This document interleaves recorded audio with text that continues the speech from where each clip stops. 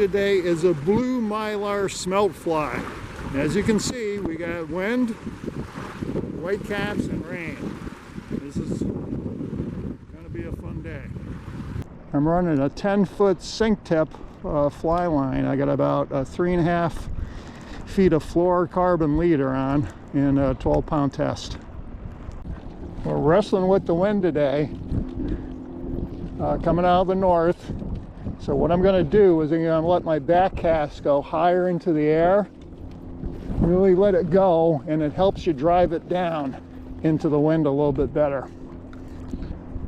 Alright, we're going to do a strip pause in the rain and then the wind. We got white caps now. Oh, there we go. Swimming towards me, getting up my slack. There he goes.